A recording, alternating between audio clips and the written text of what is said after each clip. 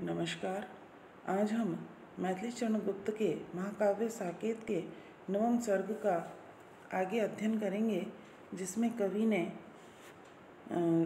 चित्रकूट पर्वत की प्राकृतिक शोभा का वर्णन किया है। कवि कहते हैं, तू निर्झर का डाल दुकुल, लेकर कंद मूल फल फूल, स्वागतार्थ सबके अनुकूल, खड़ा खोल दरियों के द्वार, ओ गौरवगिरी उच्च उदार। तो यहाँ कवि जो है उर्मिला के माध्यम से चित्रकूट पर्वत की शोभा का वर्णन करते हुए कहते हैं कि उर्मिला कहती है कि हे चित्रकूट पर्वत, तुम अपने ऊपर, निर्झर यानी झरना, दुकुल यानी दुपट्टा, कि तुम अपने ऊपर जो प्रवाहमान झरने हैं उस झरनों का दुपट्टा डालते हो और कंद मूल फल फूल आदि से सभी का स्वागत करते हुए अनुकूल आचरण करते हो। तुम अपनी शरण में आए हुए जो प्राणी हैं, व्यक्ति है, उनके लिए अपनी गुफाओं के द्वार खोल देते हो और सभी का स्वागत करते हो।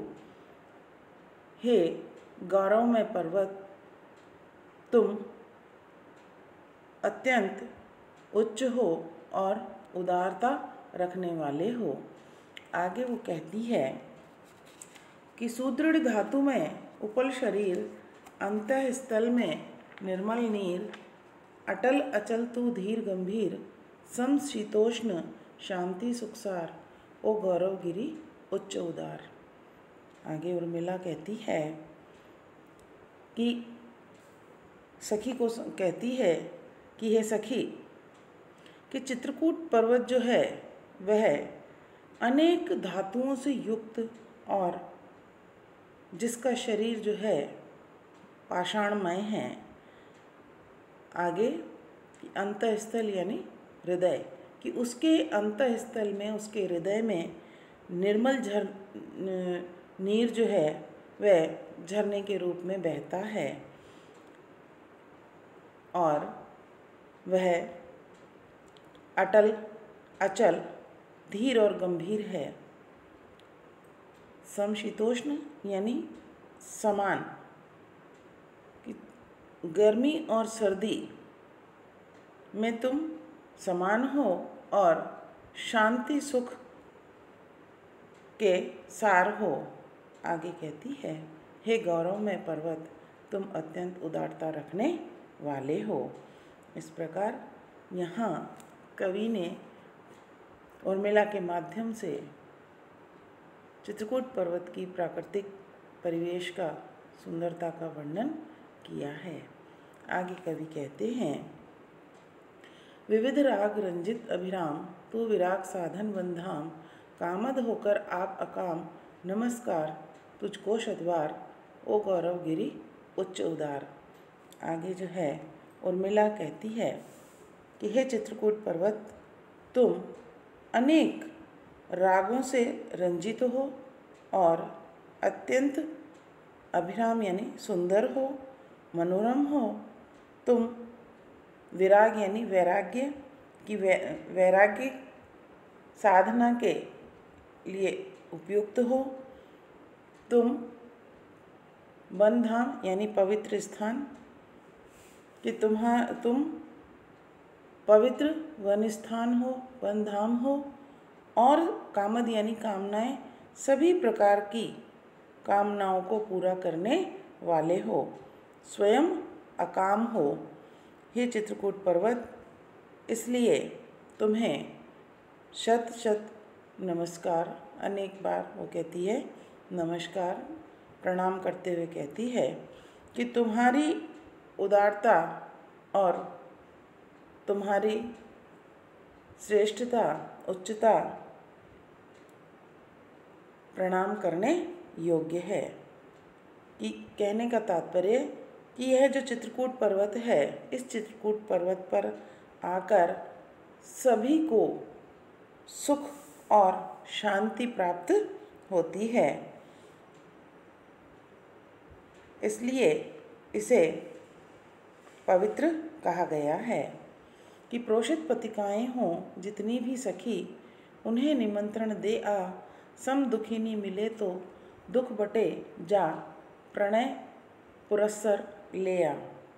आगे उर्मिला जो है वह विरह व्यथित होती है और विरह व्यथित होने के कारण अपनी सखी उर्मिला से अपने भावों को अभिव्यक्त करते हुए वह जो दूसरे लोग दुखी हैं उनके प्रति उसके मन में सहानुभूति की भावना है, इसीलिए वह अपनी सखी से कहती है कि हे सखी, कि जितनी भी प्रोषित पतिकाएँ अर्थात जिन स्त्रियों के पति परदेश गए हों और वे सभी स्त्रियां विरह व्यथित हैं, तो तुम उन स्त्रियों को जाकर निमंत्रण दे आओ कि हम सभी प्रोषित पतिकाएँ समान दुखभागी हैं। कि जैसे मेरे पति वन में गए हैं उसी प्रकार उनके पति भी परदेश गए हैं, इसलिए हम सभी एक जैसे दुख को भोगने वाली हैं, इसलिए कि सम दुखिनी हैं। और ऐसी स्थिति में कि हम आपस में मिलें, एक दूसरे के साथ बैठें, एक दूसरे के दुख को बांटें, इसलिए हे सखी कि उन सभी को प्रणय पुरस्सर यानी प्रेम पूर्वक तुम यहाँ ले आओ। कि इस प्रकार उर्मिला जो है वह अपनी सखी से अन्य स्त्रियों को, समान दुख वाली स्त्रियों को, प्रोषित पतिकाओं को अपने यहाँ आने का निमंत्रण दे रही है। आगे कहती है कि सुख दे सकते हैं तो दुखी जन ही मुझे यदि भेटूं, कोई नहीं यहाँ क्या जिसका कोई अभाव मैं भी मेटूं। आगे उर्मिला जो है वह कहती है कि हे सखी, कि इस समय जो मेरी स्थिति है कि जिस प्रकार मैं विरह व्यथित हूँ, विरह की पीड़ा से दुखी हूँ, तो ऐसी स्थिति में मुझे इस विरह व्यथा से, जो स्वयं स्त्रियां इस व्यथा से दुखी हैं, वे ही मुझे सुख दे सकती हैं। कि इसलिए कि यदि मैं उनसे मिलूं, भेंट करूं तो अच्छा रहेगा। आगे कहती है, क्या यहाँ इस अयोध्या में ऐसा कोई नहीं है जिसके अभाव को मैं मिटा सकूं, जिसकी पीड़ा को मैं, जिसके दुख को मैं दूर कर सकूं। कहती है आगे, इतनी बड़ी पुरी में क्या ऐसी दुखिनी नहीं कोई, जिसकी सखी बनूं मैं जो मुझसी हो हंसी रोई। आगे कहती है कि हे सखी, कि यह अयोध्या नगरी जो है यह इतनी बड़ी है, तो इस विशाल अयोध्या में क्या यहाँ पर कोई भी ऐसी दुखी स्त्री नहीं है, विरहिणी नहीं है, जिसकी मैं सखी बनूं और जो मुझसे मिलकर मेरी ही तरह हंसी और रोई हो। आगे उर्मिला कहने लगी कि मैं निज ललित कलाएँ भूल न जाऊं वियोग वेदन में, सखी पुरबाला शाला खुलवा दे क्यों ना उपवन में। आगे उर्मिला कहती है कि हे सखी, इस विरह वेदना में दुखी रहने से मैं अपनी जो ललित कलाएं हैं उन ललित कलाओं को भूल न जाऊं, इसलिए हे सखी इस उपवन में, इस अयोध्या के उपवन में कि नगर की पुरबाला यानी नगर की जो स्त्रियां हैं, विरहणियां हैं, उन स्त्रियों के लिए एक शाला यहाँ पर क्यों ना खुलवा दें। कहने का तात्पर्य है कि ललित कलाओं से संबंधित जो शाला है वह शाला खोलकर वो कहती है कि उस शाला के खुलने से कि मैं भी अपनी ललित कलाओं का अभ्यास कर सकूंगी और अन्य जो स्त्रियां हैं, विरहणियां हैं, उन विरहणियों को भी ललित कलाओं का ज्ञान जो है वो इस शाला में मिल जाएगा। तो इस प्रकार यहाँ पर उर्मिला जो है वह अपने समान दुखी स्त्रियों के लिए दुख को कम करने के लिए शाला खुलवाने की बात करती है। आगे कहते हैं कि कौन सा दिखाऊं दृश्य वन का बता मैं आज, हो रही है आली मुझे चित्र रचना की चाह। आगे उर्मिला जो है वह विरह वेदना से व्यथित होते हुए अपने उन ललित कला के माध्यम से वह अपनी सखी को कहती है कि हे सखी, कि मैं आज अपनी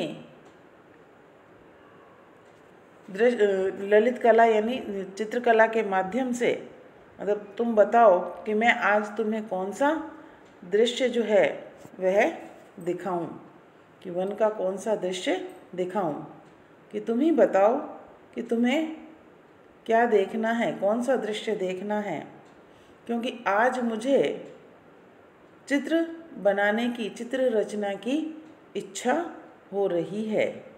आगे कहती है कि नाला पड़ा पथ में किनारे जेठ जीजी खड़े, अम्बु अवगाह आर्यपुत्र ले रहे हैं था।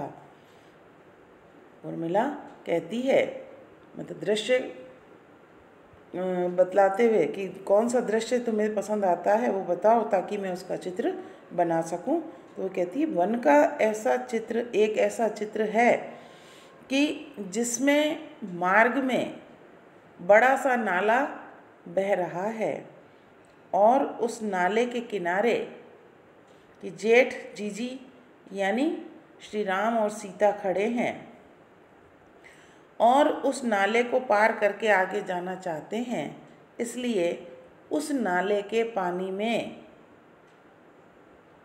घुसकर मेरे प्रियतम आर्यपुत्र यानी लक्ष्मण की उस नाले के जल प्रवाह की अवगाह यानी गहराई की, उसकी गहराई को जानना चाह रहे हैं, उसकी था ले रहे हैं कि वह कितना गहरा है। आगे कहती हैं कि वह वे खड़ी हो घूम प्रभु के सहारे आहा, तलवे से कंटक निकालते हों ये कराहा। आगे वो कहती है एक अन्य दृश्य में कि एक अन्य दृश्य इस प्रकार है कि वन में घूमने के कारण सीता जो है वो थक गई हैं और प्रभु श्री राम के सहारे खड़ी हुई हैं और मेरे जो प्रियतम हैं वह उनके तलवे यानी पैर से, कंटक यानी कांटे, कि उनके पैर से कांटे निकाल रहे हैं और वे दर्द से करहा रही हैं। अथवा आगे कहती हैं कि अथवा झुकाए खड़े हों ये लता और जीजी, फूल ले रही हो प्रभु दे रहे हों वाह वाह। आगे कहती है एक अन्य दृश्य जो है वो ऐसा है कि प्रियतम एक लता को, कि मेरे पति जो हैं वह एक लता को नीचे झुकाए खड़े हैं और जीजी अर्थात सीता जो है वह उससे फूल चुन रही है और श्री राम को दे रही है और श्री राम जो है वाह वाह कर रहे हैं। तो इस प्रकार का जो दृश्य है, इन दृश्यों में से अब तुम बताओ कि तुम्हें कौन सा दृश्य देखना है। कि यहाँ कवि जो है उर्मिला की जो चित्र रचने की चाह है और उसकी जो कल्पनाशीलता है, उस कल्पनाशीलता के साथ उसकी विरह व्यथा को भी अभिव्यक्त किया है। आगे